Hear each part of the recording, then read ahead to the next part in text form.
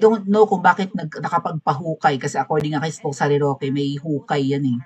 May tunnel mula sa palasyo ng mga ahas papunta sa Aguado Mansion, yung katapat na property ng nanay ni Tambaloslos na doon daw nagdi-deliver ng pera.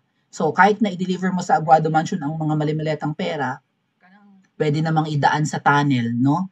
Na yung sa Lagusan at makuha pa rin ng mga nakatira sa palasyo ng mga ahas yung sandamakmak na pera ng mga Pilipino. So, maybe yung tunnel na yan was available na rin nung sila pa yung nakatira dyan, baka nga siguro nakapagpagawa. At saka ang sabi pa nga po mga kababayan, ay namili na ng mga properties sa palibot ng Kamangyang itong pamilyang ito. Okay, yung Malacanang compound, may mga properties naman yan ng mga kapitbahay, no? So, binili na raw nila. Baka ngayong Aguado Mansion is one of the recent purchase ng angkan ng mga to, 'di ba? Para kung sakasakali man na kasi mahusay yung technique nila, no? Isipin mo, halimbawa, nung tumakas sila nung 1980s ba yon? Nung tumakas sila ng palasyo, ang iisipin agad ng mga tao nung sumugod na nakalayo na. Baka mamaya nandyan lang sa Aguado Mansion. Right?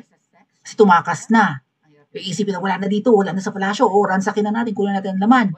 O, siguro nakalipad na yung papuntang Paway, Ilocos. O nakalipad na pa-abroad.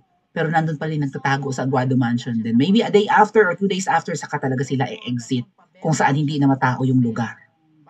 Technique, di ba? O, anyway, at ngayon na nagbabalik sila sa power, nandun yung, di ba, yung paghihiganti nila na sa irin ang yaman ng Pilipinas, di ba? Pahirapan ang buhay natin dahil hindi naman natin deserve na umasenso at wala namang pakialam, wala nga pagmamahal sa kapwa eh.